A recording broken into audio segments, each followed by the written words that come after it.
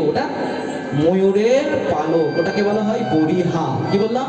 বরিহা শব্দের অর্থ হচ্ছে ময়ূরের পালক। হচ্ছে তার বিনোদ চিকুরে বিনোদ বরিহা, বিনোদ কপালে বিনোদ তিলক। আচ্ছা, প্রথম থেকে লক্ষ্য করছো যে প্রথম হচ্ছে মাথা, মাথা বর্ণনা হলো, মাথায় কি রয়েছে? মুকুট, পালক রয়েছে, কপালে তিলক রয়েছে।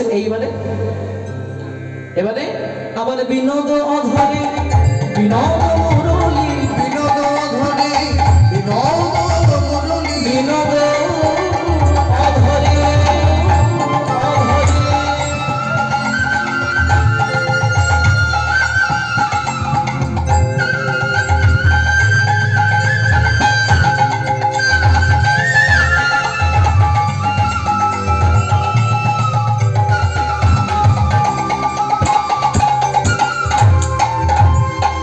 বিনোদ মুরলী। বিনোদ ধরে বিনোদ মুরলী। অধর মানে কি বলো তো? অনেকে জানে অধর মানে কি? কেউ জানো না অধর মানে কি? অধর মানে কেউ জানো না? অধর মানে কি? অন্ধকার, অধর মানে অন্ধকার, সে তো আধার। অধর মানে কি? অধর মানে লিপস্টিক কোথায় পড়ো? হ্যাঁ, তাহলে অধরকে কি বলবো? অধরের নাম কি?